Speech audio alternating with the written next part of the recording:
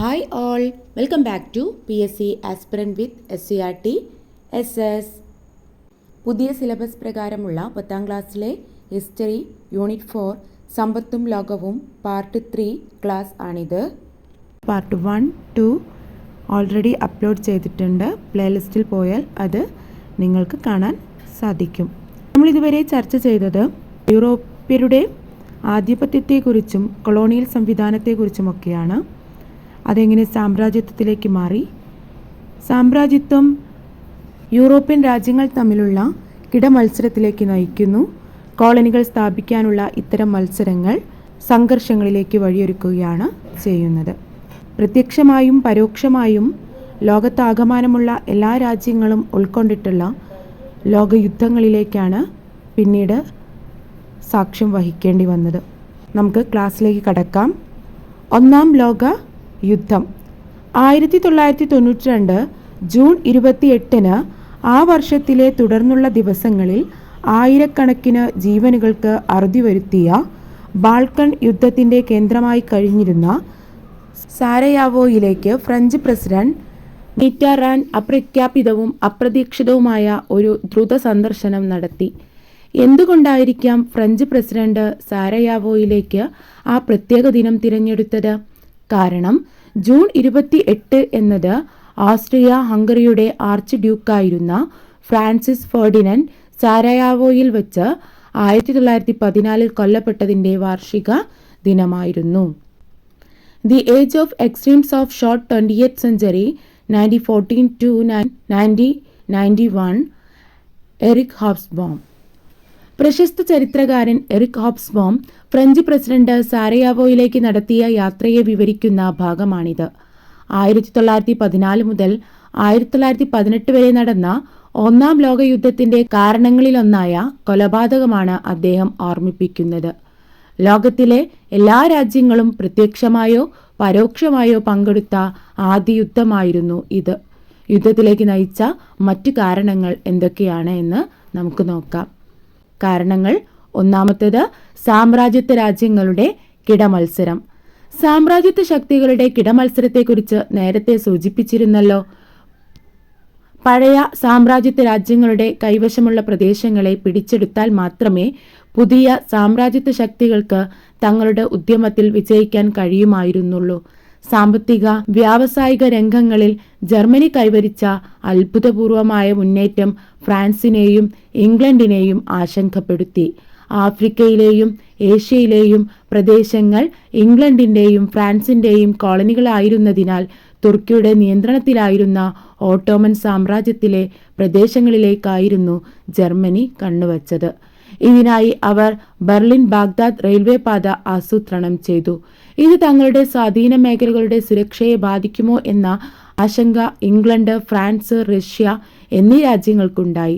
അങ്ങനെ സംഘർഷങ്ങളും ശത്രുതയും വളർന്നു വന്നു. ഇവിടെ നമുക്ക് കാണാൻ സാധിക്കുന്നത് പരസ്പരമുള്ള സാമ്രാജ്യത്വ കിടമത്സരങ്ങളെക്കുറിച്ചാണ്. മറ്റു രാജ്യങ്ങളിൽ കോളനികൾ സ്ഥാപിക്കുകയും തങ്ങളുടെ അധീനതയിലാക്കുകയും ചെയ്യുക വഴി സാമ്പത്തിക ലാഭം വർദ്ധിക്കുക എന്നുള്ള മത്സരബുദ്ധിയാണ് കിടമത്സരങ്ങളിലേക്കും തുടർന്നുള്ള സംഘർഷങ്ങളിലേക്കും നയിക്കുന്നത്. ഒന്നാം ലോക യുദ്ധത്തിനുള്ള പ്രധാന കാരണം എന്ന് പറയുന്നത് ഇതുതന്നെയാണ്. ശ്രദ്ധിച്ച് വെക്കുക. സാമ്രാജ്യത്വ രാജ്യങ്ങളുടെ കിടമത്സരം. ഇവിടെ വരുന്ന രാജ്യങ്ങൾ ഏതൊക്കെയാണ്? ജർമ്മനിയുണ്ട്. അതുപോലെ തന്നെ സാമ്രാജ്യത്വ ശക്തിയായി ഉയർന്നു വരുന്നതിന് വേണ്ടി മറ്റു രാജ്യങ്ങളെ ലക്ഷ്യം വെക്കുന്നത്. ഓക്കെ, ഇവിടെ പറഞ്ഞിട്ടുള്ള ഈ രാജ്യങ്ങൾ തമ്മിലുള്ള പ്രശ്നങ്ങളിലേക്ക് നയിക്കുകയാണ്. ഓക്കെ, രണ്ടാമത്തെ കാരണം തീവ്രദേശീയത. സ്വന്തം രാജ്യത്തോടുള്ള അമിതവും വൈകാരികവുമായ സ്നേഹവും അതിൻ്റെ മഹത്വവൽക്കരണവുമാണ് തീവ്രദേശീയത. ഇത് പലപ്പോഴും വംശീയതയുമായി ബന്ധപ്പെട്ടിരിക്കുന്നു. ഒരു വംശത്തിൽപ്പെട്ട ജനങ്ങൾ വസിക്കുന്ന പ്രദേശങ്ങളെല്ലാം തങ്ങളുടേതാണ് എന്ന വാദം പല രാജ്യങ്ങളും മുന്നോട്ട് വച്ചു. ഇതര പ്രദേശങ്ങൾ സ്വന്തമാക്കി തങ്ങളുടെ രാഷ്ട്രവിസ്തൃതി വർദ്ധിപ്പിക്കാനുള്ള ശ്രമങ്ങൾക്ക് ഈ രാഷ്ട്രങ്ങൾ വംശീയതയെ ഉപയോഗിക്കുമായിരുന്നു.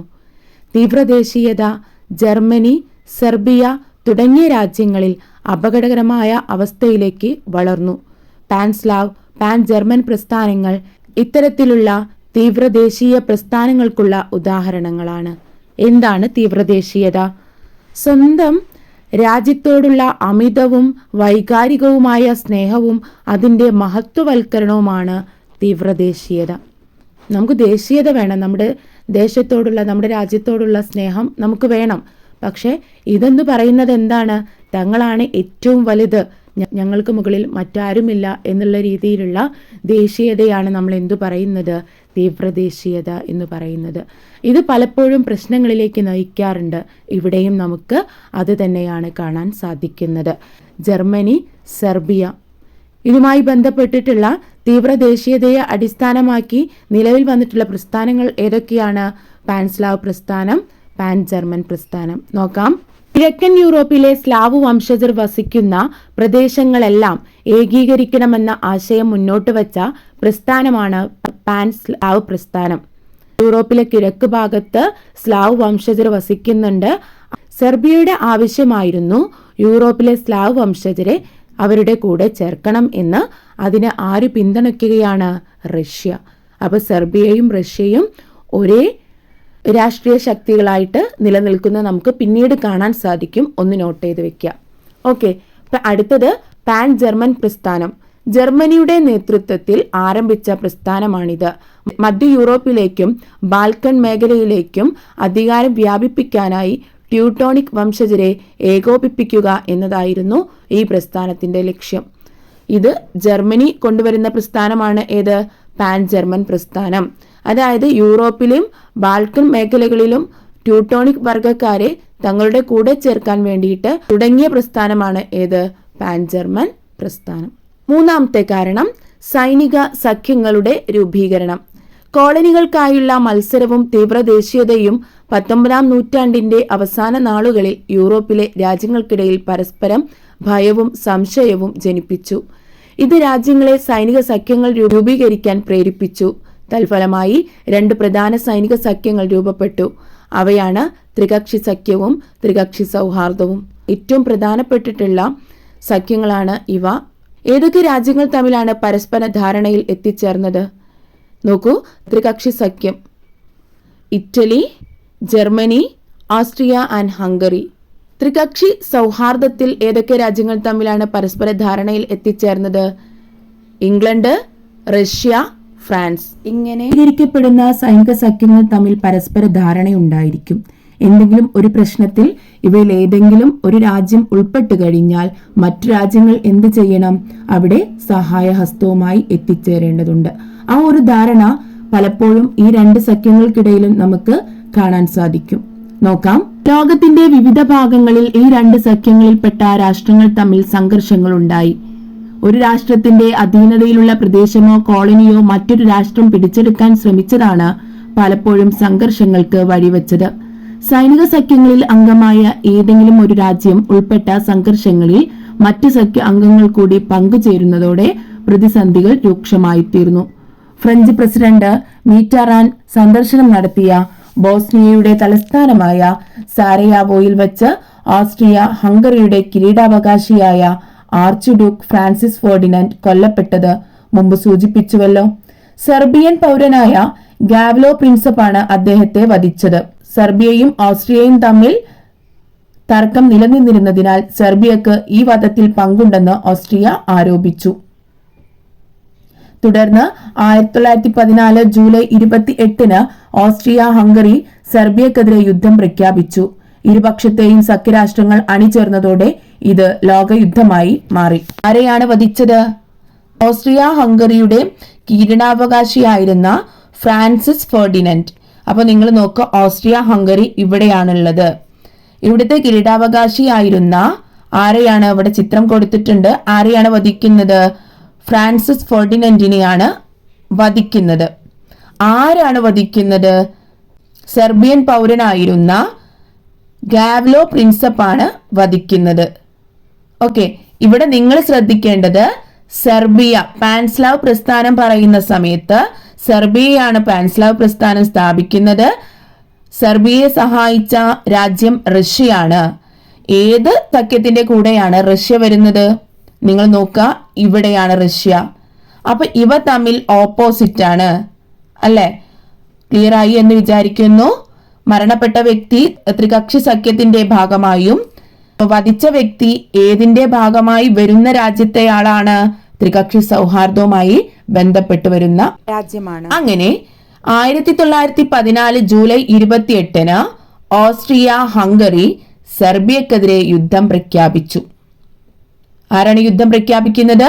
ത്രികക്ഷി സഖ്യത്തിന്റെ ഭാഗമായിട്ടുള്ള ഓസ്ട്രിയ ഹംഗറി. ഇരുപക്ഷത്തെയും സഖ്യരാഷ്ട്രങ്ങൾ അണിചേർന്നതോടെ ഇത് ലോകയുദ്ധമായി മാറി. ഓസ്ട്രിയക്കും ഹംഗറിക്കും പുറകിലേക്ക് ജർമ്മനിയും ഇറ്റലിയും പങ്കുചേരുന്നു. ഇവിടെ സെർബിയയുടെ ഭാഗമായി വരുന്ന റഷ്യയും അതുപോലെ തന്നെ ഇംഗ്ലണ്ടും ഫ്രാൻസും യുദ്ധത്തെ സപ്പോർട്ട് ചെയ്യുന്നു. തുടർച്ചയായിട്ട് വരുന്ന എല്ലാ രാജ്യങ്ങളും ഈ രണ്ട് സൈനിക സഖ്യങ്ങൾക്ക് പുറകിൽ അണിനിരക്കുന്നതോടുകൂടി അത് പ്രത്യക്ഷമായിട്ടും നേരിട്ടാവാം അല്ലെങ്കിൽ അല്ലാതെയാവാം. ഇത്തരത്തിൽ അണിനിരന്നതോടുകൂടിയാണ് ഈ ഒരു യുദ്ധം എന്തായി മാറുന്നത്? ലോകത്തെ ബാധിക്കുന്ന ഒരു യുദ്ധമായി മാറുന്നത്. അതുകൊണ്ടാണ് ഈ യുദ്ധം ഒന്നാം ലോക മഹായുദ്ധം എന്ന് തന്നെ അറിയപ്പെടുന്നത്. യുദ്ധത്തിന്റെ അനന്തരഫലങ്ങൾ എന്തൊക്കെയാണ്? ദശലക്ഷക്കണക്കിന് സൈനികർക്കും സാധാരണ ജനങ്ങൾക്കും ജീവഹാനി സംഭവിച്ചു. പ്രധാനപ്പെട്ട കാര്യമാണ്, ഒരു യുദ്ധമോ ഒരു പ്രശ്നമോ വന്നു കഴിഞ്ഞാൽ അതിൽ നഷ്ടങ്ങൾ സംഭവിക്കുന്നത് തീർച്ചയായും ആർക്കു തന്നെയാണ്? ഒന്നും അറിയാത്ത സാധാരണ ജനങ്ങൾക്ക് തന്നെയാണ്, അല്ലെ? പരസ്പരമുള്ള വൈരാഗ്യവും അതുപോലെ മറ്റു പ്രശ്നങ്ങളും തീർക്കുന്നത് അവരുടെ കയ്യിലുള്ള എല്ലാ വെപ്പൺസും ഉപയോഗിച്ചുകൊണ്ടാണ്. ഈ ഒരു യുദ്ധത്തിലും അതുതന്നെ സംഭവിക്കുന്നു. ആർക്ക് നഷ്ടം സംഭവിക്കുന്നു? സാധാരണ ജനങ്ങൾക്ക് ജീവഹാനി സംഭവിക്കുന്നു. 2. കാർഷിക വ്യവസായ മേഖലകൾ തകർന്നു. യൂറോപ്യൻ മേധാവിത്വത്തിന്റെ തകർച്ചയ്ക്ക് ആരംഭം കുറിച്ചു. ഏഷ്യൻ ആഫ്രിക്കൻ രാജ്യങ്ങളിൽ സ്വാതന്ത്ര്യ സമരങ്ങൾ ശക്തിപ്പെട്ടു. സർവ്വരാജ്യ സഖ്യത്തിന്റെ ലീഗ് ഓഫ് നാഷൻസിന്റെ രൂപീകരണത്തിന് വഴിതെളിച്ചു. ഇറ്റലി, ജർമ്മൻ, സ്പെയിൻ എന്നീ രാജ്യങ്ങൾ സമഗ്രാധിപത്യ ഭരണത്തിലേക്ക് നീങ്ങി. ടോട്ടലിറ്റേറിയനിസം എന്ന ആശയത്തിലേക്ക് നീങ്ങുന്നു. ഇമ്പോർട്ടന്റ് ആണ്. ഒന്നാം ലോക മഹായുദ്ധത്തിന്റെ ഫലങ്ങൾ എന്തൊക്കെയാണ്? കാർഷിക വ്യവസായ മേഖലകൾ തകർന്നു, ജനങ്ങൾക്ക് ജീവഹാനി സംഭവിക്കുന്നു, സൈനികർക്ക് ജീവഹാനി സംഭവിക്കുന്നു. അതുപോലെ തന്നെ പാഠഭാഗത്തിന് ആദ്യം മുതൽ നമ്മൾ പറഞ്ഞത് യൂറോപ്പിന്റെ ആധിപത്യത്തെ കുറിച്ചാണ്, അവരുടെ വളർച്ചയെ കുറിച്ചാണ്. ഇവിടെ എന്ത് സംഭവിക്കുന്നു? യൂറോപ്യൻ മേധാവിത്വം തകർച്ചയ്ക്ക് ആരംഭം കുറിക്കുന്നു, തുടക്കം കുറിക്കുന്നു. അതുപോലെ തന്നെ ഏഷ്യയിലും ആഫ്രിക്കയിലും സ്വാതന്ത്ര്യ സമരങ്ങൾ ശക്തിപ്പെടുന്നു. ഇന്ത്യയിൽ കോളനികൾ സ്ഥാപിക്കുന്നത് ഇംഗ്ലണ്ടാണ്. അപ്പോൾ 1918 ശേഷം ആഫ്രിക്കയിലും ഏഷ്യൻ രാജ്യങ്ങളിലും എന്തിനു വേണ്ടിയിട്ടുള്ള ആവശ്യം ശക്തിപ്പെടുന്നു? സ്വാതന്ത്ര്യം എന്ന ആവശ്യം ശക്തിപ്പെടുന്നു. ക്ലിയർ? ഇതിന്റെയൊക്കെ ഫലമായിട്ട് ഈ ഒരു യുദ്ധം ഇനി വേണ്ട എന്നുള്ള ആശയത്തിലേക്ക് കടക്കുന്നുണ്ട്. നോക്കുക, സർവ്വരാജ്യ സഖ്യം രൂപീകരിക്കപ്പെടുന്നുണ്ട്, അഥവാ ലീഗ് ഓഫ് നാഷൻസ്. ലോക സമാധാനം സംരക്ഷിക്കുന്നതിനും എല്ലാ രാജ്യങ്ങൾക്കും സ്വാതന്ത്ര്യം ഉറപ്പുവരുത്തുന്നതിനും ഒരു അന്തർദേശീയ സംഘടന രൂപീകരിക്കണമെന്ന ആശയം അമേരിക്കൻ പ്രസിഡന്റായ വുഡ്രോ വിൽസൺ മുന്നോട്ട് വെച്ചു. ഇതിന്റെ അടിസ്ഥാനത്തിൽ 1920 ജനുവരി 10 ലോക സമാധാനവും സുരക്ഷയും പുനഃസ്ഥാപിക്കുന്നതിന് രൂപീകരിച്ച അന്തർദേശീയ സംഘടനയാണ് സർവ്വരാജ്യ സഖ്യം. ഇനിയൊരു യുദ്ധം വേണ്ട എന്നുള്ള ആവശ്യം, അതായത് ലോക സമാധാനവും സുരക്ഷയും പുനഃസ്ഥാപിക്കുന്നതിന് വേണ്ടി രൂപീകരിക്കപ്പെട്ട സംഘടനയാണ് സർവ്വരാജ്യ സഖ്യം എന്ന് പറയുന്നത്. എന്നാണ് ഇത് രൂപീകൃതമായത്? 1920 ജനുവരി 10. അതുപോലെ തന്നെ ഇറ്റലിയിലും ജർമ്മനി, സ്പെയിൻ തുടങ്ങിയിട്ടുള്ള രാജ്യങ്ങളിൽ സമഗ്രാധിപത്യ ഭരണം നടപ്പിൽ വരാൻ തുടങ്ങി. യൂറോപ്പിൽ സമഗ്രാധിപത്യത്തിന്റെ വളർച്ച 2021 തന്നെ സന്ദർശിച്ച നാസി കോൺസെൻട്രേഷൻ ക്യാമ്പ് അതിജീവിത ലിദിയ മാക്സിമോവിക്സിന്റെ കയ്യിൽ അവൾ 3-ാം വയസ്സിൽ ഓഷ്വിറ്റ്സ് തടങ്കൽ പാളയത്തിൽ എത്തിയപ്പോൾ പച്ചകുത്തിയ ജയിൽ പുള്ളി നമ്പറിൽ ഫ്രാൻസിസ് മാർപ്പാപ്പ ചുംബിച്ചു. ഓഷ്വിറ്റ്സിൽ ഡോക്ടർ ജോസഫ് മംഗലയുടെ അതിക്രൂരമായ പരീക്ഷണങ്ങൾക്ക് ഉപയോഗിക്കപ്പെട്ട ആ കുഞ്ഞു മാലാഖയ്ക്ക് ഓരോ ദിവസവും മരണത്തെ നേരിൽ കാണേണ്ടി വന്നിരുന്നു. സ്വന്തം ജീവൻ പണയം വെച്ച് അവളുടെ അമ്മ ഒളിച്ചു കടത്തിക്കൊണ്ടുവന്ന അപ്പക്കഷ്ണങ്ങളിലാണ് ആ കൊച്ചു ജീവൻ പിടിച്ചു നിന്നത്. ഓഷ്വിറ്റ്സിൽ നിന്ന് മോചിതയായപ്പോൾ 4 വയസ്സ് മാത്രമുണ്ടായിരുന്ന അവളെ കാത്തിരുന്നതാകട്ടെ എവിടെയോ ഓടിപ്പോകാൻ നിർബന്ധിതയായിരുന്ന തന്റെ അമ്മയ്ക്കു വേണ്ടിയുള്ള തിരച്ചിലായിരുന്നു. അപ്പൊ ഇവിടെ നാസി കോൺസെൻട്രേഷൻ ക്യാമ്പിൽ നിന്നും രക്ഷപ്പെട്ടിട്ടുള്ള ലിദിയ എന്ന പെൺകുട്ടിയെ കുറിച്ചാണ് ഇവിടെ പറയുന്നത്. നോക്കാം, മുകളിൽ സൂചിപ്പിച്ചിരിക്കുന്നത് ഓഷ്വിറ്റ്സിലെ പോളണ്ട് നാസി കോൺസെൻട്രേഷൻ ക്യാമ്പിനെ അഥവാ നാസി തടങ്കൽ പാളയം. അതിജീവിച്ച ലിദിയ മാക്സിമോവിക്സിന്റെ ജീവിത കഥയാണ്. A little girl in Auschwitz എന്ന പുസ്തകത്തിലാണ് അവർ താൻ നേരിട്ട അനുഭവങ്ങളെക്കുറിച്ച് വിവരിക്കുന്നത്. നാസിസത്തെ പറ്റി നിങ്ങൾ മുമ്പ് കേട്ടിട്ടുണ്ടോ? അതിന്റെ ചരിത്രം പരിശോധിക്കാം. ഒന്നാം ലോകയുദ്ധം യൂറോപ്പിൽ സൃഷ്ടിച്ച സാമ്പത്തിക രാഷ്ട്രീയ അനിശ്ചിതത്വത്തിന്റെ ഫലമായി സമഗ്രാധിപത്യത്തിന് ഊന്നൽ നൽകിയ പ്രസ്ഥാനങ്ങൾ ചില രാജ്യങ്ങളിൽ ഉയർന്നു വന്നു. പൗരരുടെ സ്വകാര്യതയെ മാനിക്കാതെ ഭരണകൂടത്തിന്റെ അധികാരം ജീവിതത്തിന്റെ എല്ലാ മേഖലകളിലും നിയന്ത്രണം സ്ഥാപിക്കുന്നതാണ് സമഗ്രാധിപത്യം. അവിടെ ആർക്ക് സ്ഥാനമില്ല? ആ രാജ്യത്തെ പൗരന്മാർക്ക് സ്ഥാനമില്ല. അധികാരം കംപ്ലീറ്റ് ആരുടെ കയ്യിലായിരിക്കും? ഭരണകൂടത്തിന്റെ കയ്യിലായിരിക്കും. ഈ ആശയ സംഹിത എന്ന രാഷ്ട്രത്തെ അമിതമായി വാഴ്ത്തുകയും പൗരർ അവകാശങ്ങളില്ലാതെ രാഷ്ട്രത്തിനു വേണ്ടി ജീവിക്കണമെന്ന നിലപാട് എടുക്കുകയും ചെയ്യുന്നു. സമഗ്രാധിപത്യത്തിന്റെ സവിശേഷതകൾ എന്തൊക്കെയാണ്?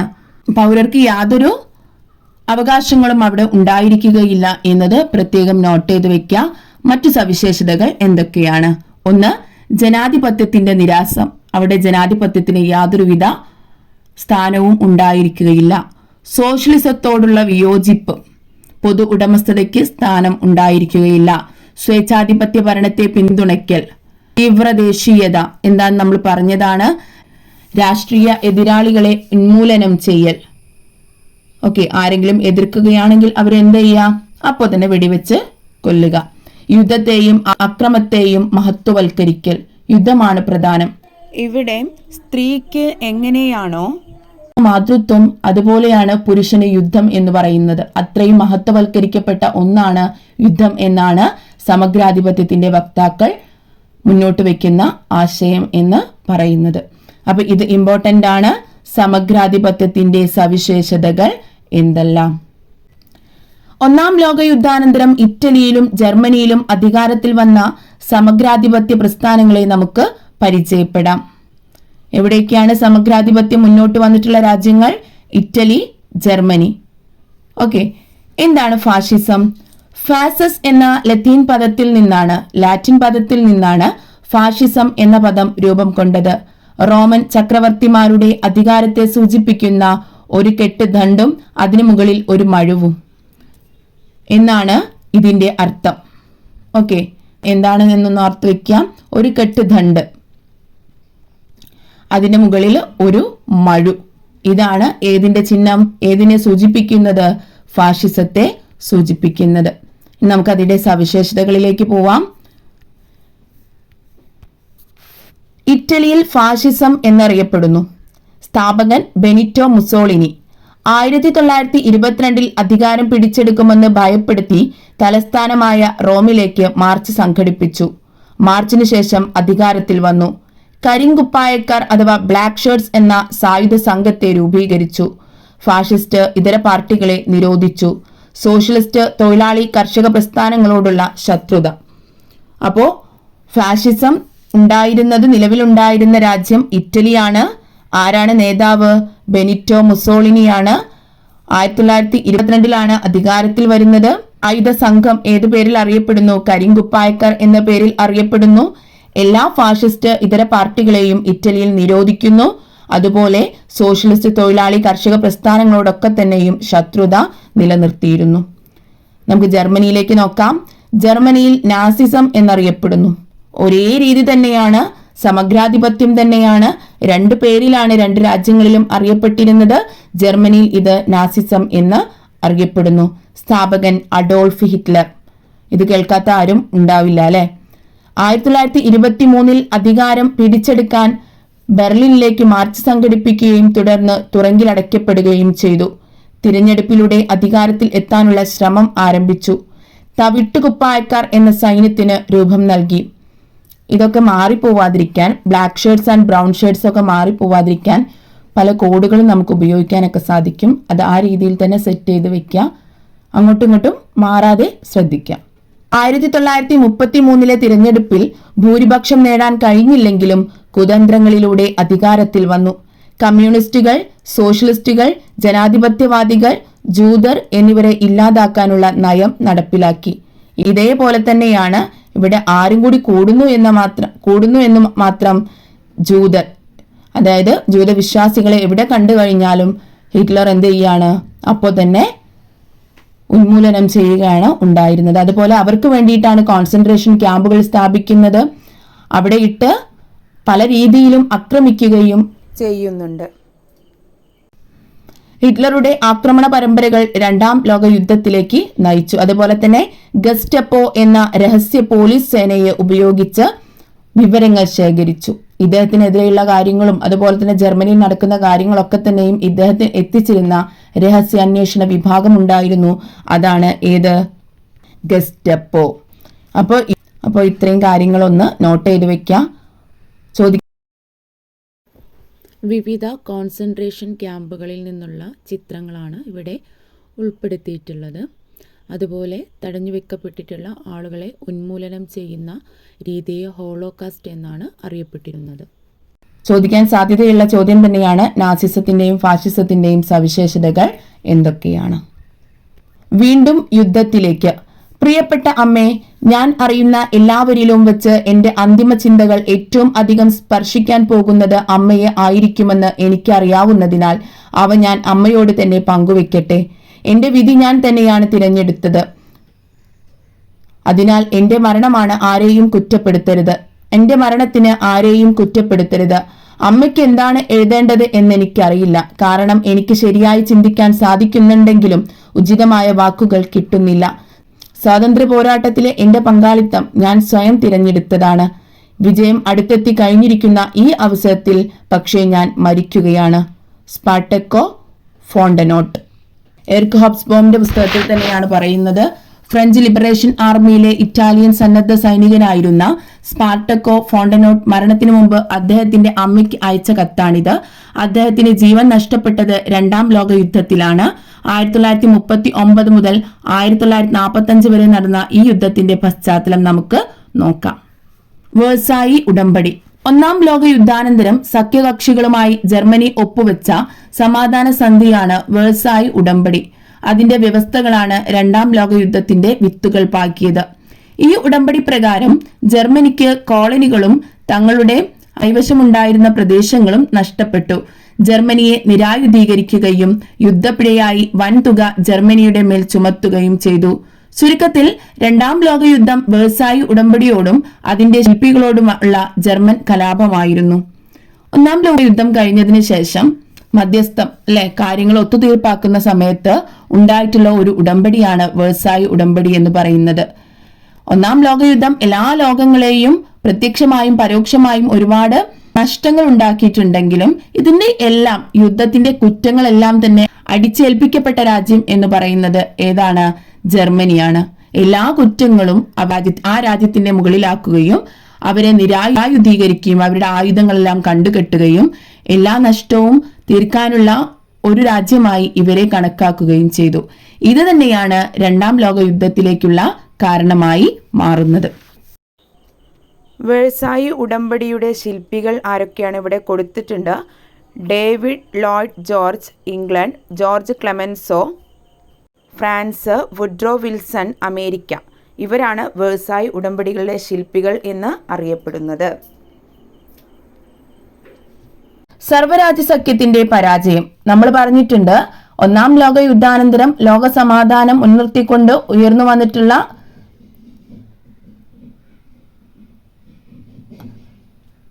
സഖ്യമാണ് ഏത്? സർവ്വരാജ്യ സഖ്യം എന്ന് പറയുന്നത്.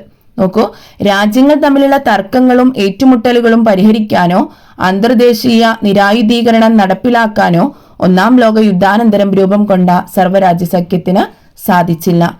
ജപ്പാനും ഇറ്റലിയും ജർമ്മനിയും ആക്രമണ പരമ്പരകളുമായി മുന്നോട്ടു പോയപ്പോൾ നടപടി എടുക്കുന്നതിൽ സർവ്വരാജ്യ സഖ്യം പരാജയപ്പെട്ടു.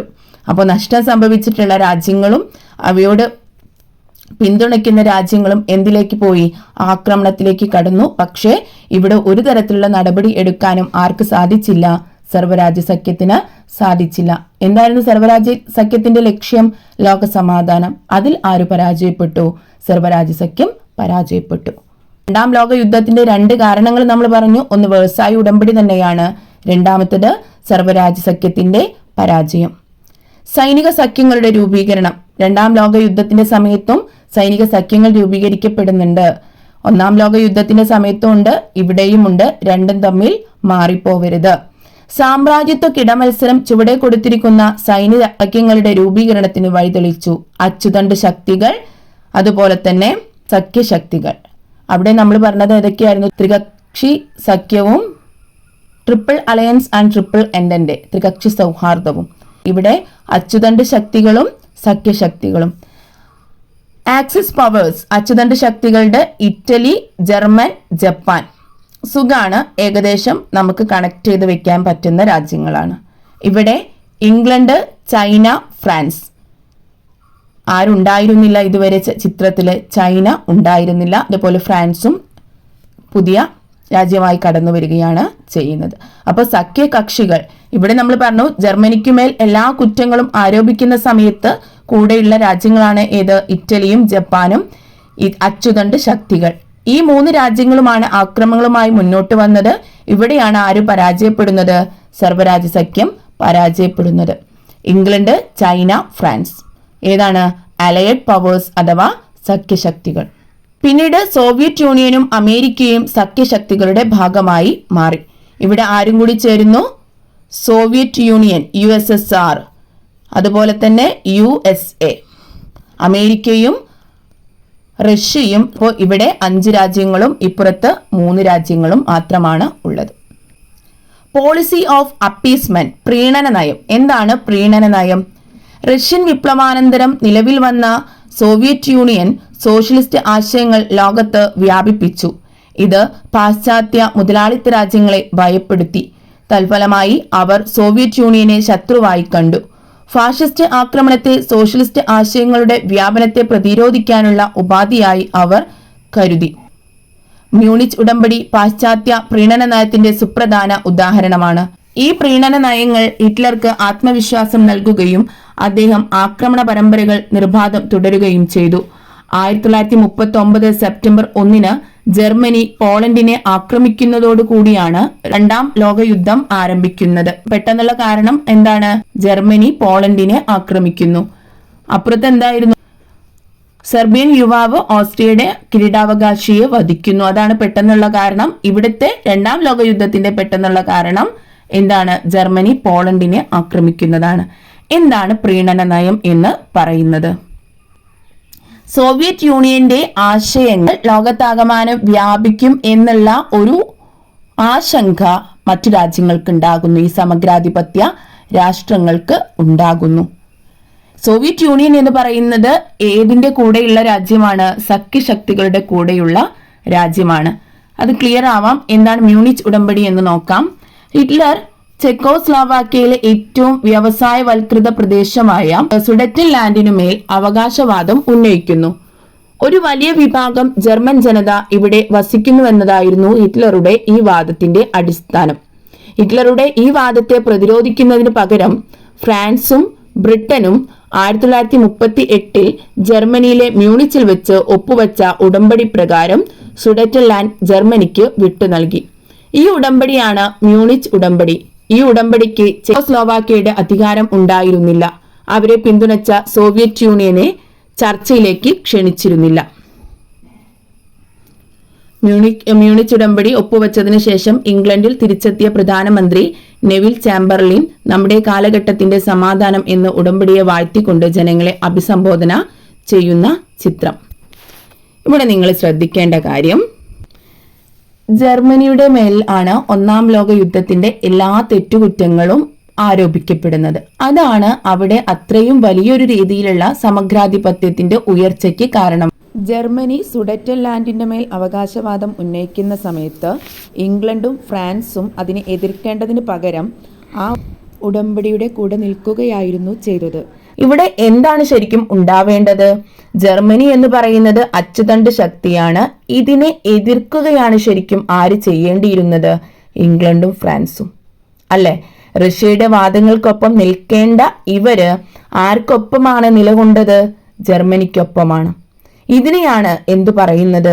നയം എന്ന് പറയുന്നത്. ഈ ഒരു സദസ്സിലേക്ക് ആരെ ക്ഷണിച്ചതേ ഇല്ല? റഷ്യയെ. ക്ലിയർ? സോഷ്യലിസ്റ്റ് ആശയങ്ങളെ ഇവർ ശരിക്കും ഭയക്കുകയാണ് ചെയ്തത്. അതിനു വേണ്ടിയിട്ടാണ് ജർമ്മനിയുടെ കൂടെ കൂടിയിട്ടുള്ളത്. 2ാം ലോക യുദ്ധത്തിന്റെ ഫലങ്ങൾ എന്തൊക്കെയാണ്? സ്വാഭാവികമായിട്ടുള്ള തന്നെ ദശലക്ഷക്കണക്കിന് പേർ കൊല്ലപ്പെട്ടു. അതെല്ലാം ലോകമാകെ ഭക്ഷ്യക്ഷാമവും പകർച്ചവ്യാധിയും വ്യാപിച്ചു. യൂറോപ്യൻ സമ്പദ് വ്യവസ്ഥ തകർന്നു. കോളനിവൽക്കരണത്തിനും സാമ്രാജ്യത്വത്തിനും തിരിച്ചടിയേറ്റു. യൂറോപ്പിന്റെ ആധിപത്യം അവസാനിച്ചു. ഐക്യരാഷ്ട്ര സംഘടന രൂപീകരിക്കപ്പെട്ടു. യുണൈറ്റഡ് നാഷൻസ് ഓർഗനൈസേഷൻ UNO സ്ഥാപിക്കപ്പെട്ടു.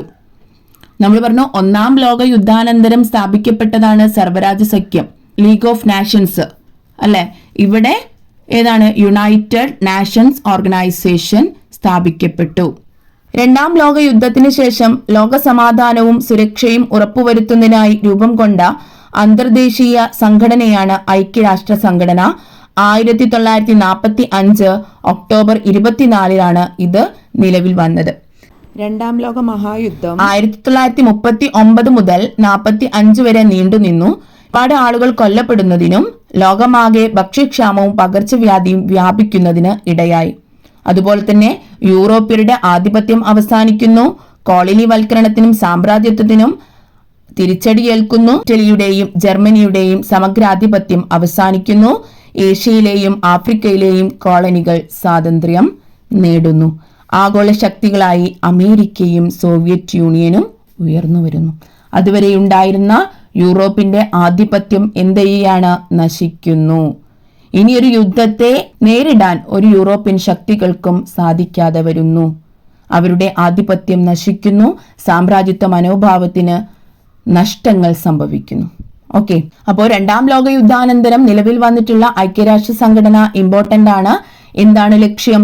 ലോക സമാധാനവും സുരക്ഷയും. ഇമ്പോർട്ടന്റ് ആയിട്ടുള്ള മറ്റൊരു കാര്യമാണ് ആഗോള ശക്തികളായി അമേരിക്കയും സോവിയറ്റ് യൂണിയനും ഉയർന്നു വരുന്നു. അമേരിക്ക എന്ന് പറയുന്നത് മുതലാളിത്ത സമ്പദ് വ്യവസ്ഥയും സോവിയറ്റ് യൂണിയൻ എന്ന് പറയുന്നത് സോഷ്യലിസ്റ്റ് സമ്പദ് വ്യവസ്ഥയുമാണ് എന്നുള്ളതൊന്ന് ശ്രദ്ധിച്ചു വെക്കുക. യുദ്ധാനന്തര ലോകം. സാമ്പത്തിക താൽപര്യങ്ങളായിരുന്നു യൂറോപ്യൻ ശക്തികളുടെ സാമ്രാജ്യത്വ കിടമത്സരത്തിനും 2 ലോക യുദ്ധങ്ങൾക്കും കാരണമായതെന്ന് നിങ്ങൾ കണ്ടല്ലോ. രണ്ടാം ലോക യുദ്ധത്തിന്റെ അവസാനത്തോടെ പരസ്പരം പോരടിച്ചിരുന്ന യൂറോപ്യൻ ശക്തികൾ അപ്രസക്തരായിത്തീർന്നു. അമേരിക്കൻ ഐക്യനാടുകളും സോവിയറ്റ് യൂണിയനും വിപരീത സാമ്പത്തിക നയങ്ങൾ പിന്തുടർന്നു. അമേരിക്ക മുതലാളിത്ത നയങ്ങളും സോവിയറ്റ് യൂണിയൻ സോഷ്യലിസ്റ്റ് നയങ്ങളുമാണ് സ്വീകരിച്ചത്. ഇരു രാജ്യങ്ങളും പരസ്പരം ഭയക്കുകയും സ്വന്തം ആശയങ്ങൾ ലോകം മുഴുവൻ വ്യാപിപ്പിക്കാൻ ശ്രമിക്കുകയും ചെയ്തു. ഇവർ തമ്മിലുള്ള ഈ ശീതസമരം അരനൂറ്റാണ്ടോളം നീണ്ടുനിന്നു. 1991 സോവിയറ്റ് യൂണിയന്റെ തകർച്ചയോടെ ശീതസമരം അവസാനിച്ചു. എന്താണ് ശീതസമരം? രണ്ടാം ലോക യുദ്ധാനന്തരം മുതലാളിത്ത രാജ്യങ്ങൾ അമേരിക്കയുടെയും സോഷ്യലിസ്റ്റ് രാജ്യങ്ങൾ സോവിയറ്റ് യൂണിയന്റെയും നേതൃത്വത്തിൽ പിന്തുടർന്ന ആശയപരമായ ഏറ്റുമുട്ടലാണ് ശീതസമരം. ആശയങ്ങൾ തമ്മിലുള്ള ഏറ്റുമുട്ടലാണ് ശീതസമരം. ഇത് പ്രത്യക്ഷ യുദ്ധത്തിന്റെയോ സമാധാനത്തിന്റെയോ കാലമായിരുന്നില്ല. ഈ 2 ചേരിയിലും പെടാത്ത രാജ്യങ്ങളുടെ കൂട്ടായ്മയാണ് ചേരിചേര പ്രസ്ഥാനം. അതായത് മുതലാളിത്ത സമ്പദ് വ്യവസ്ഥ സ്വീകരിക്കുന്ന രാജ്യങ്ങൾ അമേരിക്കയ്ക്ക് പിറകിലും സോഷ്യലിസ്റ്റ് ആശയം പിന്തുടരുന്ന രാജ്യങ്ങൾ സോവിയറ്റ് യൂണിയന്റെ പുറകിലും നിന്നുകൊണ്ടുള്ള ആശയപരമായിട്ടുള്ള ഏറ്റുമുട്ടലാണ് ശീതസമരം എന്ന് പറയുന്നത്. ഈ 2 ചേരിയിലും പെടാത്ത രാജ്യങ്ങൾ കൊള്ളുന്ന പ്രസ്ഥാനമാണ് ഏത്? ചേരിചേര പ്രസ്ഥാനം. ഈ ശീതസമരം അവസാനിക്കുന്നത് 1991 സോവിയറ്റ് യൂണിയന്റെ തകർച്ചയോടെയാണ്. അപ്പൊ ഇനി ബാക്കി ആര് മാത്രമേ ഉള്ളൂ? അമേരിക്ക അല്ലെ, മുതലാളിത്ത സമ്പദ് വ്യവസ്ഥ. രണ്ടാം ലോക യുദ്ധാനന്തരം ഏഷ്യയിലെയും ആഫ്രിക്കയിലെയും കോളനികൾ സ്വാതന്ത്ര്യം നേടിയത് മുമ്പ് സൂചിപ്പിച്ചുവല്ലോ. ഇതോടെ മുതലാളിത്ത ആശയങ്ങൾ പിന്തുടർന്ന അമേരിക്ക സമ്പത്ത് ആർജിക്കുന്നതിനായി പുതിയ മാർഗങ്ങൾ സ്വീകരിച്ചു. പുതുതായി സ്വാതന്ത്ര്യം നേടിയ രാജ്യങ്ങൾക്ക് വായ്പ നൽകി അവയെ പരോക്ഷമായി ചൂഷണം ചെയ്തു. ഇത് മറ്റൊരു തരം കോളനിവൽക്കരണമായിരുന്നു. ഈ നയം നിയോ കൊളോണിയലിസം എന്ന് അറിയപ്പെട്ടു. ഈ പുത്തൻ കൊളോണിയൽ നയം ധനമുതലാളിത്തം ഫിനാൻസ് ക്യാപിറ്റലിസത്തിലൂടെയാണ് നടപ്പിലാക്കിയത്. അതായത് പണം, വായ്പകൾ ആവശ്യമായി വരുന്ന രാജ്യങ്ങൾക്ക് വായ്പ കൊടുത്തുകൊണ്ട് അവരെ പരോക്ഷമായി ചൂഷണം ചെയ്യുന്ന നയത്തെ നിയോ കൊളോണിയലിസം എന്ന് പറയുന്നു. സൈന്യവും യുദ്ധവും കൂടാതെ ലോകം മുഴുവനും സ്വാധീനം ചെലുത്താൻ ധനമുതലാളിത്തം വൻകിട സ്ഥാപനങ്ങൾക്ക് അവസരമൊരുക്കുന്നു. ഇത്തരം സ്ഥാപനങ്ങൾ വ്യത്യസ്ത രാജ്യങ്ങളിൽ മുതൽമുടക്ക് നടത്തി ലാഭം കൊയ്യുന്നു.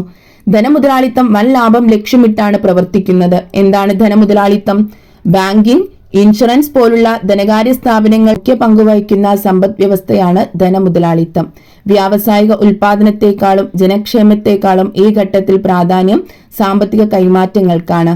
ബാങ്കുകളും ഓഹരി വിപണിയും നിക്ഷേപ സ്ഥാപനങ്ങളും ഈ സമ്പദ് വ്യവസ്ഥയിൽ നിർണായക പങ്കുവഹിക്കുന്നു. ഉൽപാദനമോ സാങ്കേതിക വിദ്യാ പരിഷ്കാരമോ ഇല്ലാതെ തന്നെ വളരെയധികം സമ്പത്ത് സ്വരുക്കൂട്ടുന്നതിന് ഈ സംവിധാനത്തിൽ അവസരം ലഭിക്കുന്നു. ഇതിനെയാണ് എന്തു പറയുന്നത്? ധനമുതലാളിത്തം എന്ന് പറയുന്നത്. ധനമുതലാളിത്തം വൻ ലാഭം ലക്ഷ്യമിട്ടാണ് പ്രവർത്തിക്കുന്നത്. സാധാരണക്കാരും പരമ്പരാഗത തൊഴിലുകളിൽ ഏർപ്പെടുന്നവരും അതിന്റെ തിക്തഫലങ്ങൾ, അതായത് ദോഷഫലങ്ങൾ അനുഭവിച്ചു കൊണ്ടിരിക്കുന്നു. അവർക്ക് സ്വതന്ത്രമായി ഉപയോഗിക്കാൻ കഴിഞ്ഞിരുന്ന വിഭവങ്ങൾ നഷ്ടമാവുകയും അവ ഏതാനും ചില മുതലാളിമാരുടെ നിയന്ത്രണത്തിലാവുകയും ചെയ്യുന്നു. അനിയന്ത്രിതമായ വിഭവ ചൂഷണം പാരിസ്ഥിതിക പ്രശ്നങ്ങളിലേക്കും നയിക്കുന്നുണ്ട്. 15-ാം നൂറ്റാണ്ട് മുതൽ 20-ാം നൂറ്റാണ്ട് വരെയുള്ള കാലത്ത് രൂപപ്പെട്ട സാമ്പത്തിക ക്രമങ്ങളെ പറ്റിയാണ് നമ്മൾ ഇതുവരെ ചർച്ച ചെയ്തത്. പുതിയ സാങ്കേതിക വിദ്യകളും അതിനോട് ബന്ധപ്പെട്ട് സമൂഹത്തിലുണ്ടായ മാറ്റങ്ങളുമാണ് ഈ സാമ്പത്തിക മാറ്റങ്ങൾക്ക് കാരണമായത്. 5 നൂറ്റാണ്ടുകൾ കൊണ്ട് മുതലാളിത്തം പല ഘട്ടങ്ങളിലൂടെ വികസിച്ചു. ഇത് ലോക ചരിത്രത്തെ എത്ര ആഴത്തിൽ സ്വാധീനിച്ചു എന്നും കോടാനുകോടി ജനങ്ങളെ ഏതെല്ലാം രീതിയിൽ സ്പർശിച്ചുവെന്നും ഈ അധ്യായത്തിൽ നിന്നും വ്യക്തമാകുന്നു. ചരിത്രഗതിയെ നിർണയിക്കുന്നതിൽ സാമ്പത്തിക ഘടകങ്ങൾക്കും സംവിധാനങ്ങൾക്കുമുള്ള പങ്ക് അത് ചൂണ്ടിക്കാട്ടുന്നു. അതോടൊപ്പം മുതലാളിത്ത താൽപര്യങ്ങൾക്ക് മുമ്പിൽ മാനവിക മൂല്യങ്ങൾക്കുണ്ടായ തകർച്ചയ്ക്ക് ഇക്കാലം സാക്ഷിയാവുകയും ചെയ്യുന്നു.